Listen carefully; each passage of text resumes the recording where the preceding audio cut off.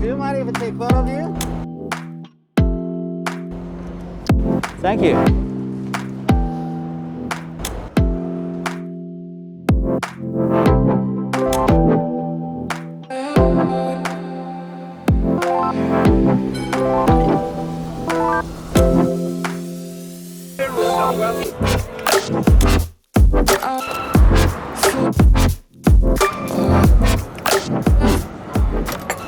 街头摄影，街头摄影是大家经常会拍摄的一个题材，既挑战又好玩。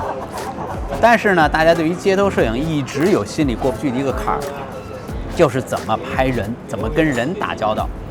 那很多人是不敢去拍人的，所以呢，就导致自己要么是站在暗处偷拍，要么就是拿长焦在远处阴嗖嗖的拍。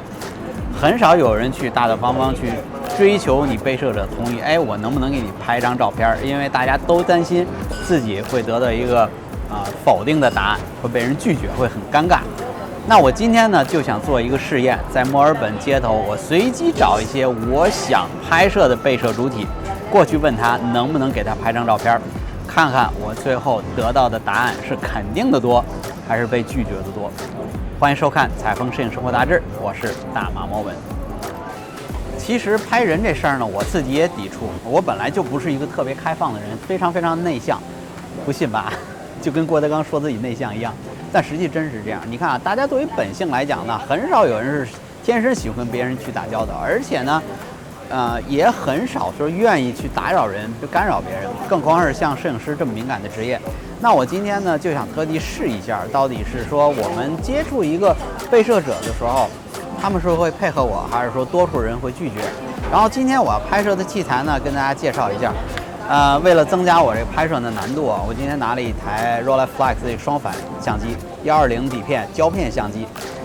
如果你要是用这款相机都可以拍到很好街拍的话，我觉得你要是用数码相机完全没问题了。哎呀，这种新开包装胶点的味道，你真像吸毒一样。为了让大家看到我整个拍摄的过程，我还会在相机下边呢放一台运动相机，跟我的胶片相机2个相机同步来进行工作。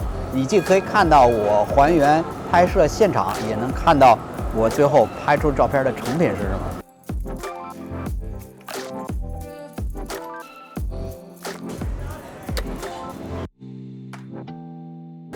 Thank you for the coffee. No worries, man. Thank you so much. OK， 现在装扮好了，然后呢，这次还专门找了一个短的背带，就是把相机可以直接拿起来，哎，到这个拍摄的位置。所以我们今天特意到了一个餐馆，像人流比较集中的地方，看看有什么可拍的。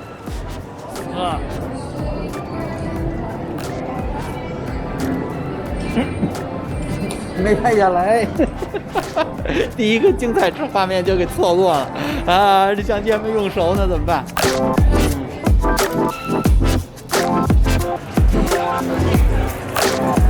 我测一下光啊 ，OK， 差不多光圈 f8的时候，快门速度在1/60秒左右。这个光圈 f8。给你适度的景深，让你的对焦不会太困难。然后速度60秒呢，既可以凝固多数的静止的画面，又能给这人的走动有那么一点的动感，正合适。我先试试第一个被拍照的主体，看一眼啊。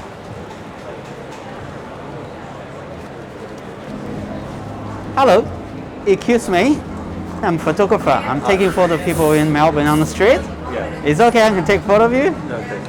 No, thank you. ，Thank you, thank you。还好，被拒绝是很正常的一个事儿，那就继续 move on， 好吧。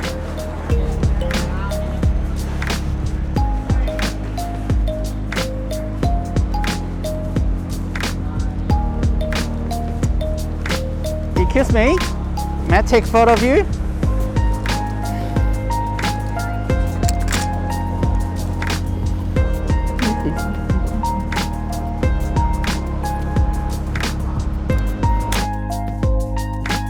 I have a car that's 1954. I have lots of mates that are photographers for magazines. My mate did this photography. Yeah, beautiful. Awesome, awesome. All right. Have a good day. Yeah, you too. Yeah, nice to meet you. 你看，不错，对不对？这是我刚问的第2个人，然后居然这个人非常配合，而且还给我们看了他那些收集的汽车的照片。我说你看，其实并不像我想象那么难嘛，对不对？街上很多人他是想去拍照片的，对不对？想去分享你的故事，分享他自己的故事，不错不错，好的开始。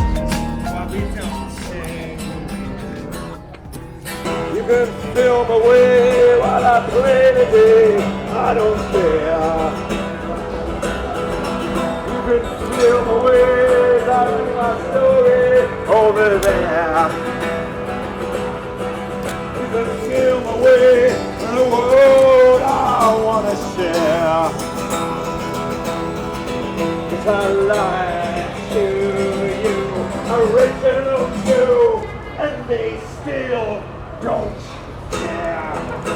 街头艺人是相对比较简单的一个主体，对不对？因为他们来这儿就是为帮别人看的嘛。放一个5块钱、2块钱的硬币，你可以任意的拍。当然，我今天不想在这上浪费太多的胶卷，我更想看看陌生人对于相机的反应。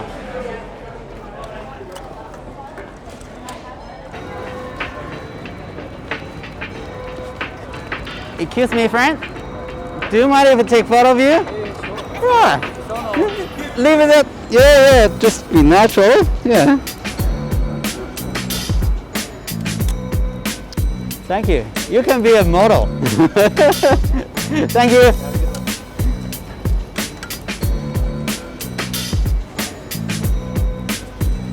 2/3了。对啊，然后3个人里边至少有2个人很高兴的愿意让你拍照片啊，对不对？越来有意思了。是这样，我觉得街头拍人这事儿呢，不能凌驾于法律和道德之上。法律上那就好理解了，因为很多国家是不允许就是拍别人照片的，像美国的一些城市，然后包括绝大部分日本，包括现在中国新出的这个什么民法典，都是对于拍别人的肖像照片有很高的这个很严格的要求的。但是在澳洲呢，相对轻松，你可以给街上人只要不出于商业目的的拍摄。然后另外一个呢，就是道德的因素。其实像一些无家可归的人，包括一些什么肢体残缺的人啊，我觉得这些照片我也不太想拍。第一个呢，就是我不想把别人的这个弱点或者把别人的这个困惑的地方展现在公众面前。另外一个呢，我觉得这种照片呢也不会让人看起来太舒服。这是我的一点点小的观点。拍照的时候，你发现用这台相机居然成为优势了，就变成一个这个 icebreaker。大家被摄主体看到你拿这么一个奇奇怪怪的相机，老式的相机，然后这个变成一个话题，你们俩人就聊起来了。Nice，Thank you。You have a nice day。碰见同行了，然后同行手里拿着 GR3，两个老大爷，人家就说偷拍。GR3 基本是偷拍档。如果我要是不是干摄影师这行的话，我绝对不会发现他手里那台小小的 GR3 的小相机在手里。然后呢，但是他在跟我说话的过程中，我发现他也是一直在咯叽咯叽咯叽的按那个快门。Sneaky。刚才我们就在那个小小的环境里边看见好几个摄影师，为什么？就是因为这条街是有一个窄窄的天井，然后只有在中午这个时间点的时候，太阳会从上面照下来。然后呢，就是能够形成这种非常漂亮的这个光影的效果，所以那些玩 street photography 的人就在这个时间出现这个点。然后我们就说啊，这太多的僧多肉少，不是僧多粥少，狼多肉少，干脆啊，我们离开这儿，我们去安静的地方去拍。这个街拍，我们现在为什么不太想拍静止的画面，尤其用胶片？用数码相机记录下没成本无所谓，但是静止的画面的话，我觉得没有什么时代感。就这张照片，你今年看、明年看、后年看，没有什么太大的差别，而且也没有什么感情。你能看到的可能就是光线啊，还有一些质感的东西。的确，这堆光线和质感的确会打动人，但是这种打动并不会持久。所以这就是为什么我喜欢在街拍的时候再挑战一下拍人，因为人是会随着时间的变化而变化的。不光是一个人个体以外，他会变老，更多的是整个不同年代人他的精神状态。你如果要是看照片的话，同样是用这个相机拍的照片，60年代的人、70年代人、80年代的人，包括现在镜头里边2020年的人，那整个状态都是不一样的。Oh, really? Yeah, that's right. Yeah. Now I need to focus. There we go. Beautiful. Thank you.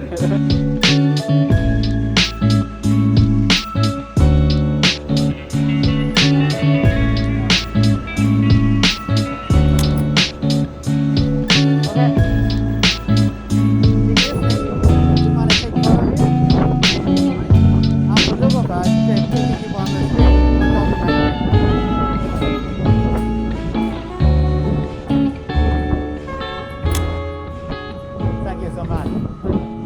你看，特别典型的一个，就是大家会问你为什么需要给拍照片，所以你一定要在开始问他之前，或者是说在你接触的时候，就明确告诉他我拍照片的目的。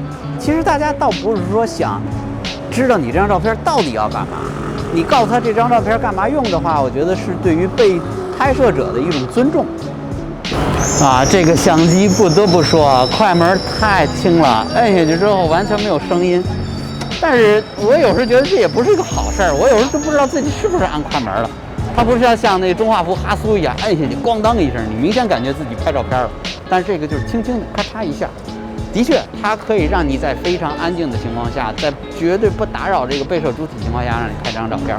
很多时候你在用这台机器偷拍别人的时候，别人是完全不会介意的。而且呢，你的相机又是这种腰平取景，你这样拿着相机的时候，大家可能根本就没有意识到你在拍照。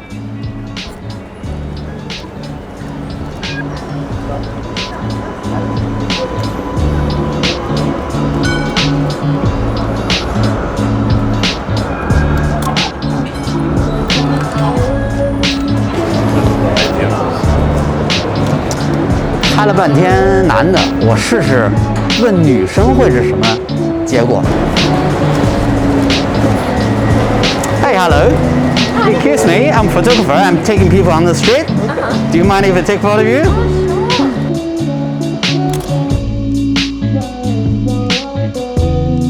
The film probably took about 5 days to process. When I got the digital file, I'll send it to you. Thank you so much. Thank you. Glad to meet you. Yeah, bye bye. 不错 ，so far so good。我们已经有多少个人了？80%的成功率了吧？大家平时最怕拍什么？可以写出来。下次我可能专门拍一组你最怕拍的内容，对吧？别人吃饭的时候我就不拍了，有点不礼貌。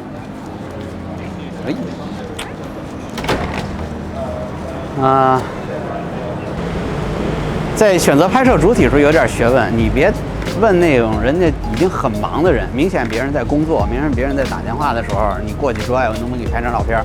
你得到的结果肯定是否定的，对吧？你找一个，哎，要么是在那等人的，要么自己在那打发时光的人啊，或者是你看他，哎，这个人在那儿闲着没事干，然后穿的还挺奇特，像这种人都是喜欢自己去表现的。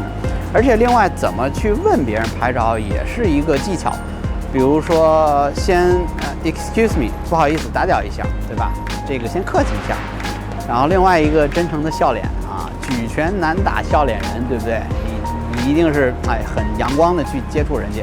另外一个呢，就是表明你的来意。我是一个摄影师，我在街上去给别人拍照、拍人像，或者作为我 documentary， 大家就知道哦，你的照片是干嘛用的。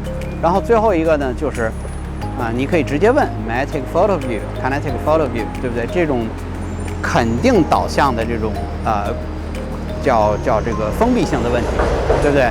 因为大家一般来说 yes 要比 say no 要容易，所以呢，你说哎，我可不可以给你拍张照片？对方说 yes， 那就可以了。但如果你要问，哎，你介不介意我给你拍张照片？人说 yes， 那就是介意了，那你就没法再。没想到这1个多小时的时间，你拍了只有11张照片。用胶片这种慢慢的处理过程，让你觉得整个时间被拉长了。你的思考过程被延长了，然后呢，你在拍照的时候选择就会更加的怎么说呢？更加的这个 picky，就是更挑剔自己要拍摄什么样的东西，而不是说用数码相机一路先捋下来再说。当然了，从投入产出比来讲的话，我觉得数码相机作为练习来说，我还是首选。毕竟你拍的越多，你积累的经验越多，你更得到好作品的几率也就更多。但是胶片这种让你慢慢沉下来的感觉，我觉得你数码玩时间长了的人一定要尝试一下。